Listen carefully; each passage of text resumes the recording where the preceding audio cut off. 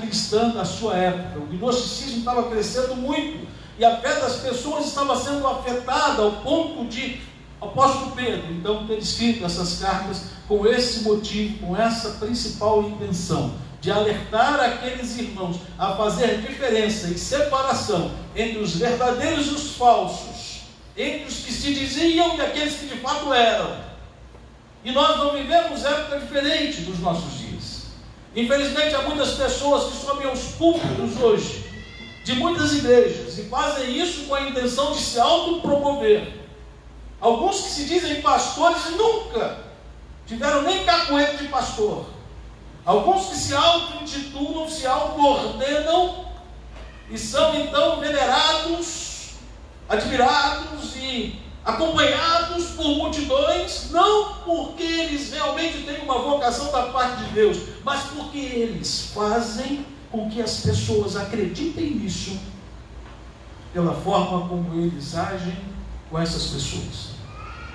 E aí, irmãos, diante desta verdade terrível que nós vivemos nos nossos dias e que Pedro está alertando aqueles irmãos, Pedro está dizendo: olha, assim como no passado surgiram falsos profetas, também haverá falsos mestres nos dias de vocês.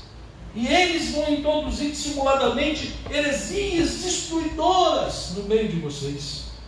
Eles vão negar o soberano Senhor. Eles vão trazer sobre vocês ensinamentos que não vêm de Deus. Mas fiquem tranquilos, porque sobre eles mesmos virá uma repentina destruição. Aí você vai dizer: puxa, que bom, né? Deus vai intervir. Mas é preciso que nós também tenhamos a consciência de que Deus talvez queira nos usar para intervir. Você tem visto pastores sendo presos? Que vergonha! Você tem visto pastores sendo denunciados nas telas de televisão? Que vergonha! Você tem visto pessoas colocando o nome do Evangelho no lixo, quando não dão testemunho que deveriam dar, como líderes que se dizem na vida cristã. E é importante que a gente saiba que ainda assim o texto está dizendo que muitos seguirão as suas práticas libertinas. Pastor, mas como é que as pessoas seguem esses falsos líderes? Seguem porque não têm discernimento da parte de Deus. Seguem porque são enganados. Seguem porque têm outros interesses, além do que de fato servir ao Senhor. Seguem por causa das promessas que lhes são feitas em nome de Deus, quando às vezes Deus não fez nenhuma daquelas promessas. Seguem por causa da facilidade de seguir a eles e não a Cristo, porque seguir a Cristo sempre foi difícil. Seguem porque seguir a eles é geralmente algo facilitado por eles mesmos. Ou seja, ninguém mexe no pecado de ninguém, ninguém incomoda ninguém, ninguém está aqui para apontar o erro de ninguém. E aí todo mundo vai levando a vida como acha melhor, e vai tocando o barco, e só Deus sabe onde esse barco vai parar. Infelizmente, esse é um outro evangelho, não é o evangelho de Jesus. O evangelho de Jesus tem um comprometimento com a palavra de Deus. O evangelho de Jesus tem princípios que não podem ser deixados de lado. O evangelho de Jesus tem valores que não podem ser negociados. E infelizmente, esses que estão aí trazendo suas práticas libertinas, têm feito com que o nome do Senhor seja infamado. Você sabe o que é infamado? É envergonhado. O texto diz claramente isso aqui, ó. E muitos seguirão as suas práticas libertinas, e por causa deles será infamado o caminho da verdade. É por isso que a televisão, ao falar do candidato a presidente que não ganhou, ao falar do presidente do partido, não diz que ele é apenas um cidadão, ele diz que ele é um pastor. Quantas vezes você ouviu falar de pastor associado a roubo, associado a corrupção na TV nos últimos dias? Eles fazem questão de infamar o nome de Deus, porque o que eles querem é isso. Porque quem patrocina essa TV maldita que está fazendo essa vergonha é o diabo. E não é só ela. Na internet, nas redes sociais, nos jornais, escritos, impressos, eletrônicos, o nome de Deus tem sido informado. Mas sabe por que isso acontece? Porque esses homens, movidos por avareza, fizeram um comércio na casa do Senhor. Pedro já estava dizendo isso, também movidos pela avareza, para um comércio de votos, com palavras fictícias. Para eles, um juízo lavrado a longo tempo não tarda. Glória a Deus por isso. Você pode dizer, glória a Deus, porque Deus está fazendo justiça. Glória a Deus, porque eles estão sendo presos. Glória a Deus, porque as máscaras estão caindo. Glória a Deus, porque as pessoas estão vendo a verdade. Glória a Deus. Pedro está dizendo, a justiça de Deus, o juízo de Deus, que foi lavrado há longo tempo, não tarda, e a sua destruição não dorme. Que Deus pese a mão sobre essas pessoas. Eu não oro por misericórdia, eu oro pela justiça de Deus, porque a vergonha que eles estão causando ao Evangelho precisa recair sobre alguém que causou essa vergonha. É lógico que Deus vai ter misericórdia, porque Deus é misericordioso. É lógico que Deus vai perdoar se eles se arrependerem, porque é assim que Deus faz, e foi assim que Ele fez com o rei Davi e tantos outros na palavra de Deus. Mas aqueles que fazem e continuam fazendo, esperem o peso da mão de Deus. Irmãos, é preciso que a gente consiga entender que essas pessoas estão abandonando o caminho, estão se extraviando, estão seguindo pelo caminho de Balaão. Qual é o caminho de Balaão? Lá em Números capítulo 22 a 24, conta a história de Balaão. Ele era profeta de Deus. Mas Balaque o chamou e disse, olha, eu quero que você vá lá amaldiçoar o povo de Israel. Mas como é que é isso? É de graça? Não, vou te dar um dinheiro. Que dinheiro, que quantidade de dinheiro é suficiente para fazer com que você cometa atos errados e envergonhe o nome de Deus? A minha pergunta é para mim e para você, não é para o político que está na ponta da linha e na câmera da televisão, sendo o núcleo de todas as reportagens de hoje em dia. Estou fazendo a pergunta para mim e para você. Quanto de dinheiro tiraria de você a sua ética e a sua moral e o seu zelo pela palavra de Deus? Quanto alguém teria que me oferecer para você envergonhar o Evangelho? Pastor, nenhum dinheiro me faria tomar uma decisão que viesse a envergonhar o Evangelho. Cuidado. Precisamos ter cuidado. Aquele que pensa que está em pé, cuide para que não caia. Eu não estou aqui dando uma de santarrão, dizendo, eles são pecadores e eu nunca vou passar por isso. Eu peço, Senhor, tenha misericórdia de mim, para que eu nunca chegue a tal ponto. Porque eu sou ser humano. Porque eu sou alguém pecador. Dentro da minha natureza há pecado. Apesar de eu ter sido lavado e remido pelo seu sangue, ainda vivo num corpo de pecado. E a minha luta tem que ser constante, a sua luta tem que ser constante. Talvez nós não aceitemos o suborno dos empresários da área da saúde, como aconteceu no episódio do Covid-19, na Secretaria de Estado de Saúde do Estado do Rio de Janeiro, envolvendo o nome de um pastor.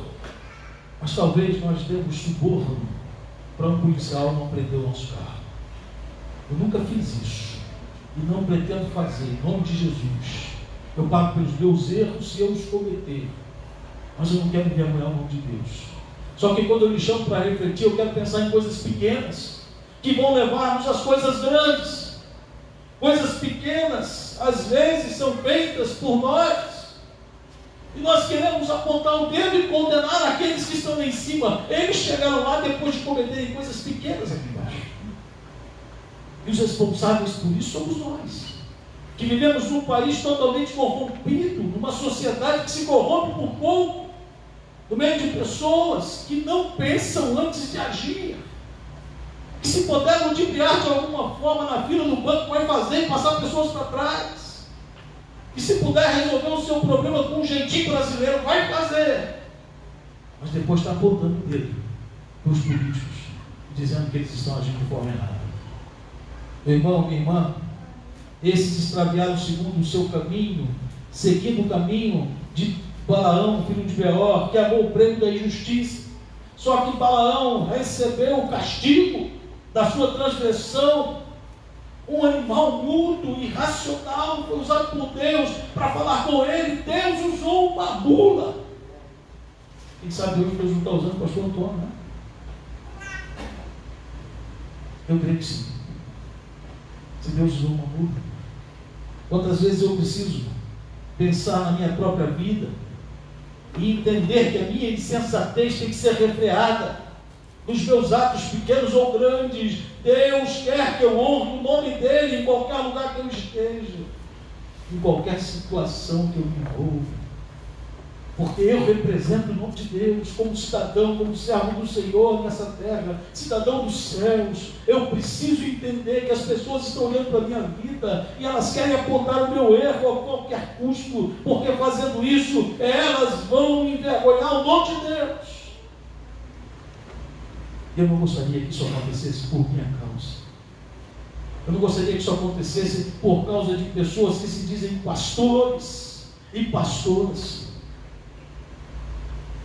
Essas pessoas parece que foram ganhadas pelo sangue de Jesus, salvas, alcançadas pela graça, e depois de terem sido lavadas e remidas pelo sangue de Jesus, o texto vai dizer, eles voltaram para a lama. Que dinheiro é esse que corrompe homens que se dizem homens de Deus? Que dinheiro é esse que consegue fazer com que uma mulher se junte aos seus filhos para matar o seu próprio marido? Que dinheiro é esse? Quanto de dinheiro seria necessário para me fazer pecar? Para me fazer envergonhar o nome de Deus? Eu quero que você pense nisso. Eu quero pensar nisso. A palavra de Deus vai dizer que seria melhor nunca tivéssemos conhecido o caminho da justiça, do que após conhecê-lo, voltarmos para trás. A quem mais é dado, muito mais será cobrado, diz a palavra de Deus. Portanto, aqueles que estão em evidência precisam cuidar para que o nome de Deus não seja envergonhado. Ah, meu irmão, desde 1988, quando a Constituição permitiu que cargos de governo fossem alcançados pela eleição, por votos, quando a democracia tomou conta do governo no nosso país, muitas coisas boas aconteceram, mas algumas coisas ruins também aconteceram. De lá para cá, não são poucos os pastores que têm negociado o seu púlpito para alcançar um cargo político. Isso é vergonhoso, isso não combina.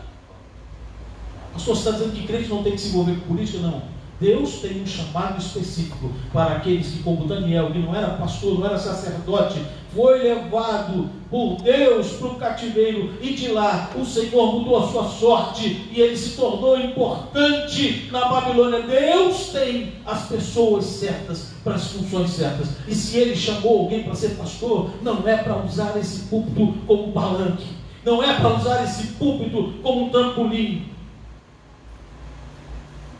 Quantos têm envergonhado o nome de Deus? Quantos têm envergonhado o nome de Deus?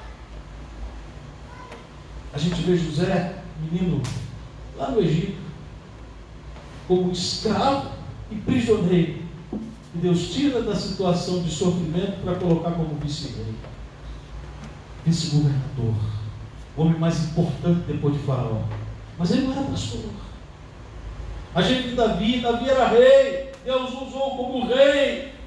Davi só foi pastor de ovelha quando era jovem. Depois ele não era mais pastor, ele era rei. Era uma função política que Deus tinha dado para ele. Ao contrário disso, quando Saul, sendo rei, quis assumir a função de sacerdote que era de Samuel, Deus também o penalizou. Há uma diferença. Aqueles que são chamados para servir ao Senhor, aqueles que recebem um título, uma função, uma vocação para pastorear o rebanho de Deus, eles não podem e não devem abrir mão disso para se envolver com cargos políticos eletivos. Sabe por quê? Porque eles se prendem e o nome de Deus é envergonhado, porque eles negociam os seus princípios, os seus valores, e o nome de Deus é envergonhado. De 1988 para cá, quando a Constituição permitiu que qualquer pessoa se candidatasse a um cargo político, infelizmente muitos são os pastores que têm envergonhado o nome de Deus. E nessa semana, ou nas últimas 2 semanas, 2 deles estão nas capas dos jornais. 2 deles estão tomando toda a importância das notícias na mídia. Agora, se são de verdade, eu e você que precisamos definir. E eu digo que não. Por causa dos ensinamentos da palavra de Deus e das diferenças que há entre o verdadeiro e o falso, entre o que se diz ser e o que de fato é. A palavra de Deus deixa claro para mim e para você, meu irmão, aqueles que são verdadeiros e os que não são. Como a gente tem lidado com isso? Como a gente tem enfrentado isso? As pessoas falam e a gente abaixa a cabeça. As pessoas zombam e a gente não tem o que dizer. Já passou a hora das lideranças evangélicas se pronunciarem.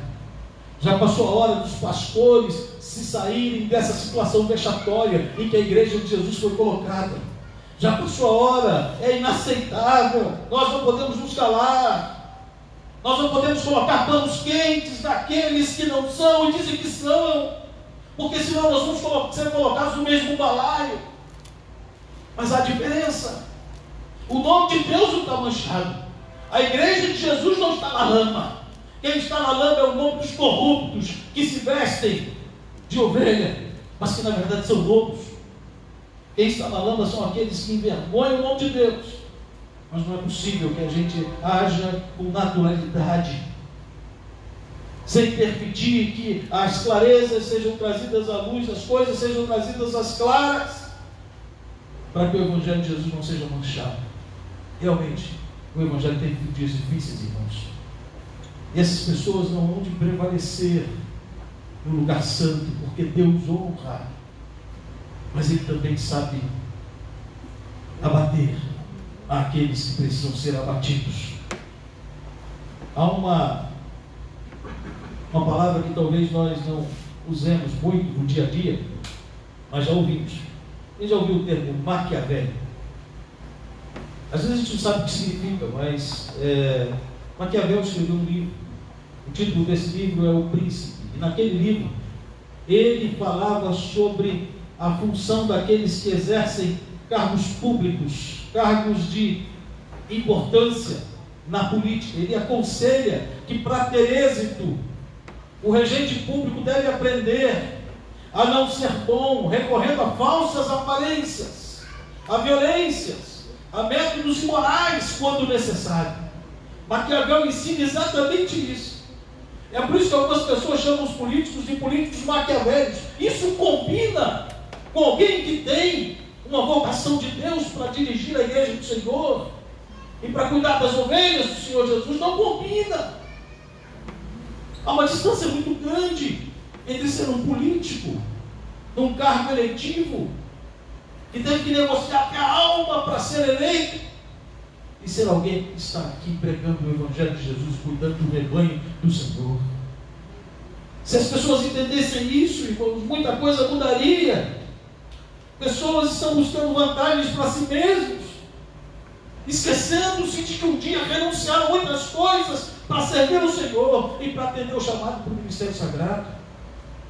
Pessoas estão querendo usar o púlpito para fazer autopromoção ao invés de pregar o Evangelho de Cristo Jesus. E Deus abate aqueles que se exaltam, mas Ele exalta os que sublimam. Não dá para combinar uma coisa com a outra. Essa mulher que se auto-tirou pastora, meu Deus, que vergonha. Agora está pedindo pelo amor de Deus para que o seu partido não permita que ela seja cassada no seu mandato, porque se for cassada vai ser presa. Eu quero mais é que seja cassada, para que pague pelo que fez. Mas agora existem os panos quentes. Ninguém pode acusar ninguém, é só Deus que julga. Meu irmão, se isso está na mídia, eu preciso tomar uma posição. Ser pastor não é ser conivente com o pecado dos outros. Ser pastor é muito mais do que isso. E Deus me chama para tomar uma posição, custe o que custar. Alguém pode me processar porque está me vendo na rede social e pode dizer, você não podia dizer aquilo, eu posso dizer. Sabe o que eu posso dizer? Porque todo mundo está dizendo. Porque eu não estou inventando nada. Porque o que estou dizendo é de domínio público. E porque eu estou baseando aquilo que eu estou falando na palavra de Deus. Prometo. Não estou preocupado. Só que eu preciso chamar os irmãos a refletir sobre o posicionamento da igreja diante dessas aberrações, diante dessa vergonha. Nós estamos começando um novo pleito para a política, onde vamos eleger novos vereadores e prefeitos na nossa cidade. Quer dizer, pastor, você está dizendo para não votar em crente? Não, não tem nada com isso. Você vote em quem você quiser. Mas eu queria que você pensasse muito antes de votar, para não permitir que o nome de Deus seja envergonhado. Eu queria que você pensasse muito e orasse muito antes de votar, para não ajudar alguém a deixar o púlpito, que é sagrado, para ir lá fazer vergonha no nome do Senhor Jesus. Irmãos, quando eu sou perguntado pelas pessoas na minha cidade, aqui, onde eu nasci, me criei, por mais que tenha vindo algum tempo fora, ainda gosto muito e amo muito a minha cidade. Se eu não sou candidato, eu disse, não, eu não sou candidato porque eu fui chamado para ser pastor. Eu não sou candidato porque Deus me deu uma função muito mais especial do que ser político. Eu sou pastor. Deus me chamou para isso. Eu não quero ter que negociar os meus princípios, os meus valores. Da tribo de Levi, onde saíram os sacerdotes, não saíram políticos. A Bíblia nos mostra com clareza essa diferença. Deus me chamou para ser pastor. No tempo dos juízes, os juízes eram juízes, mas havia os profetas. No tempo dos reis, os reis eram reis, mas havia os profetas. Deus tinha aqueles que defendiam o seu interesse, guiavam o povo no caminho. E Deus tinha aqueles que eram colocados por Ele mesmo para governar o povo. E não eram os mesmos. Não eram os mesmos. É preciso que a gente entenda que há de se fazer uma escolha. Eu não posso ser parcial. Eu preciso ser imparcial. E um político tem que ser parcial, porque ele tem que pertencer a um partido. E ele tem que comprar a ideia daquela ideologia partidária.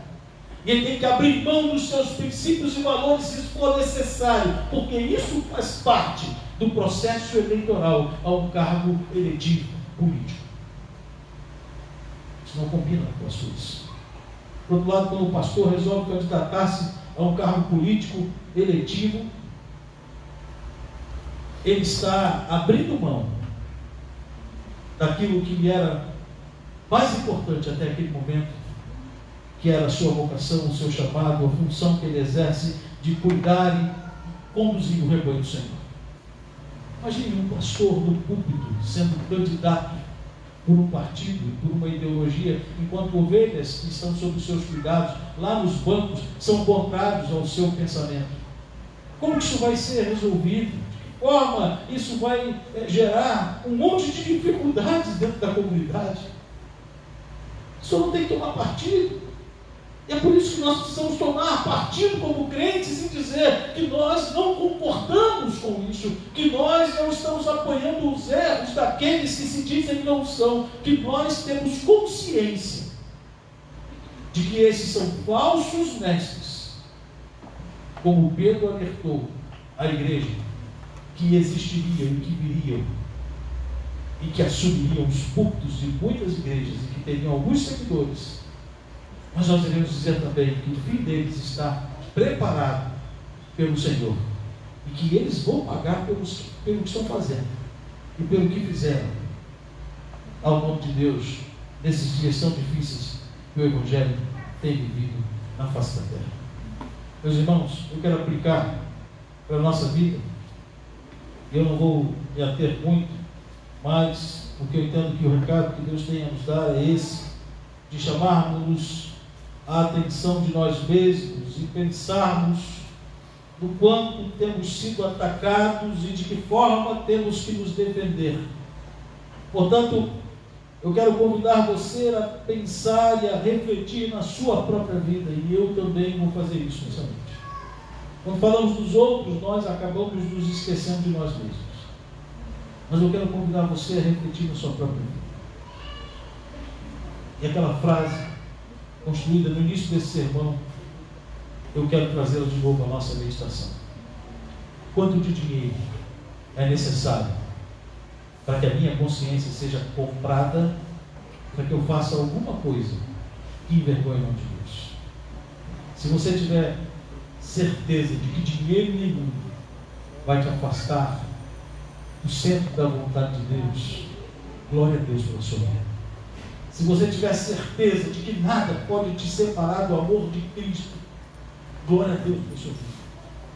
Se você tiver certeza de que nenhuma promessa que alguém possa lhe fazer é maior do que a promessa que você recebeu do Senhor, de quando você teve encontro com Ele, de que a partir daquele momento sua vida pertencia a Ele e a eternidade estava garantida e que agora você precisava ser santo, e é essa a necessidade de todos nós, abrindo mão de tudo em detrimento do serviço que prestamos ao Senhor. Glória a Deus por isso.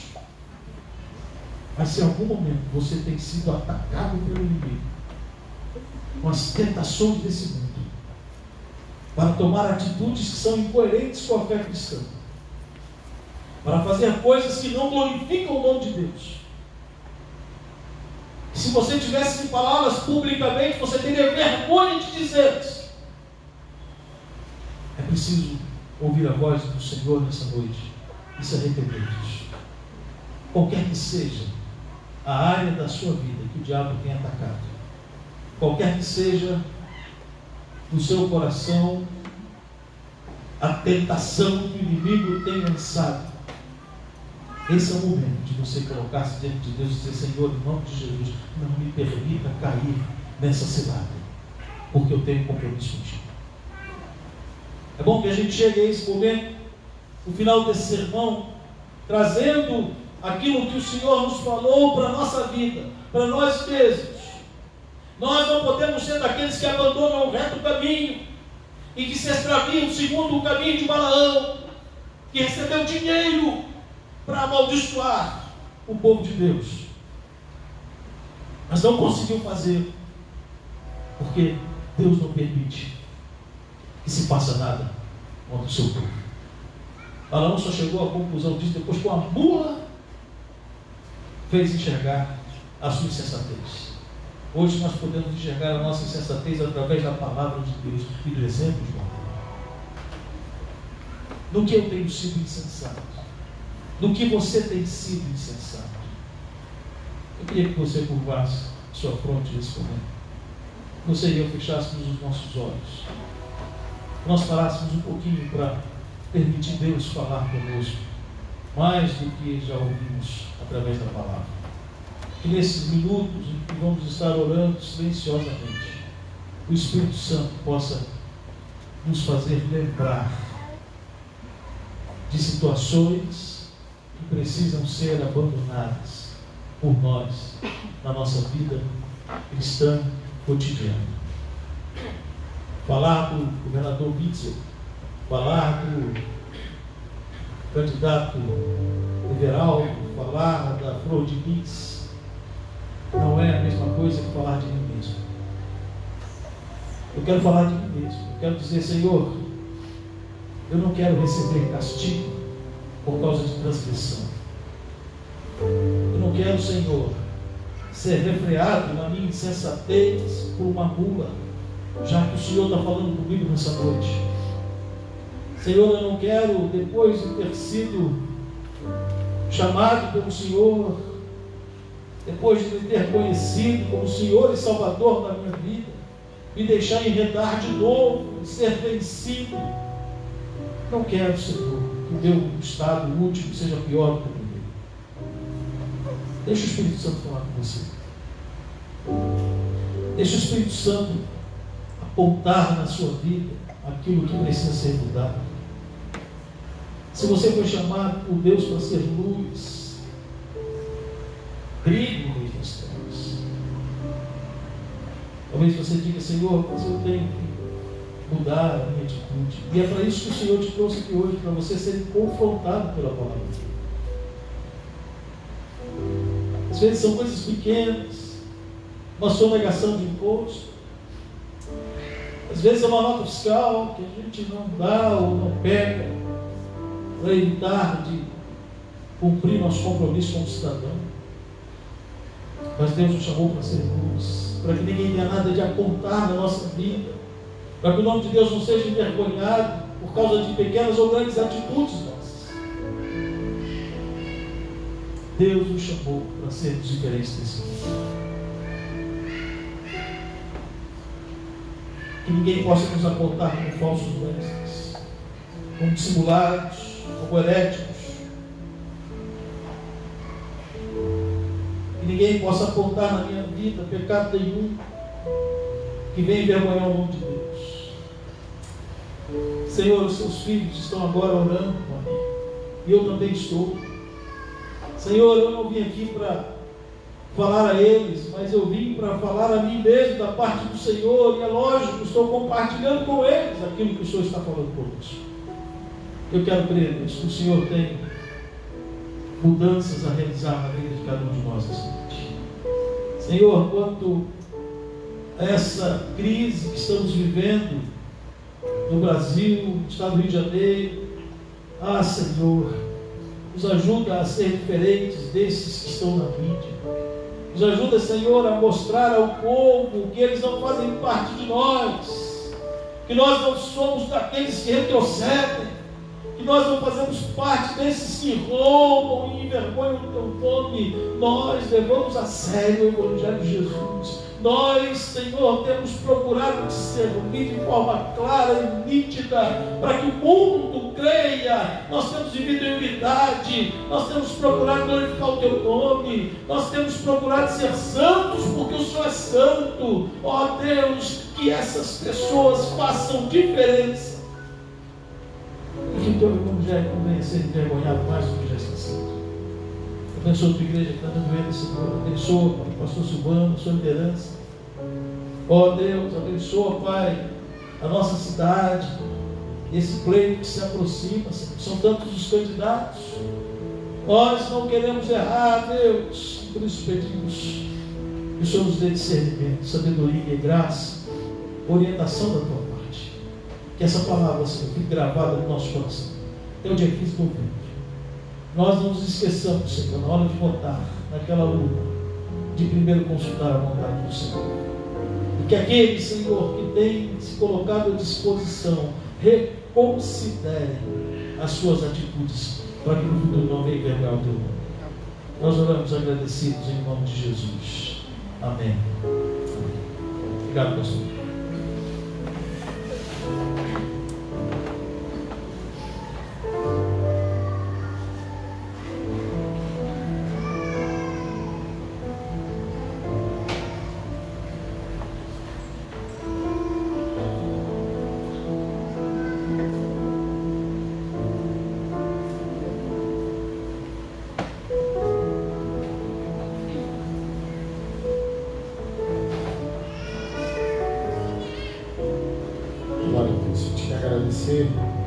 Ao pastor Toninho, pela honra de estar aqui com a gente. E enquanto ele estava pregando aqui, falando, me vinha à mente somente aquilo que nós cantamos aqui: o rei está dormindo. E se a gente pegar a Bíblia e for lá em Mateus 24, versículo 10 do 11, quando ele fala do princípio das dores, lá vai dizer o seguinte: nesse tempo muitos hão de se escandalizar, trair e odiar uns aos outros. Levantar-se-ão muitos falsos profetas e enganarão a muitos. Vamos lá. Jesus está voltando. Você vai ou fica?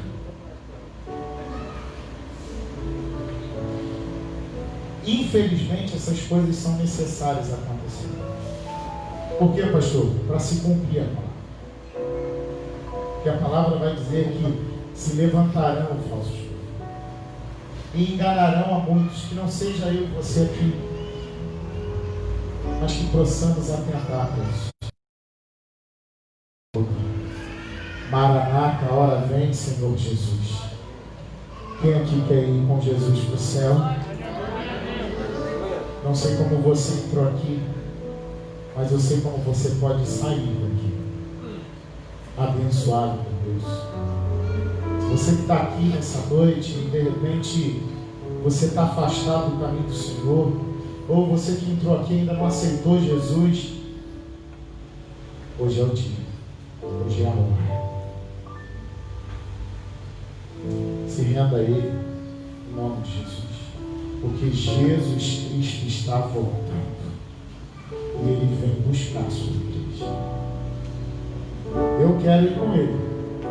Como nós cantamos, eu quero ouvir o nome dEle.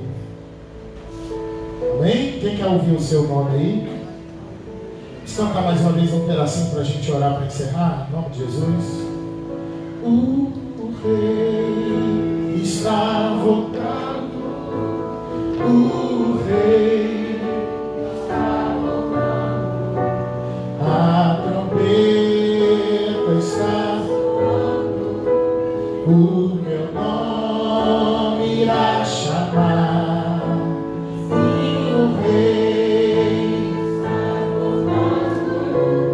O Rei está voltando. Aleluia. Ele vem me buscar. O Rei está voltando. Aleluia. A trombeta está soando. O meu nome irá chamar. Sim, o Rei está voltando. O Rei está voltando. Aleluia. Ele vem. Aleluia. Eu quero agradecer você que está nos visitando, por ter vindo aqui nessa noite. Que Deus te abençoe. E quero encerrar para a gente orar e deixar esse convite para você.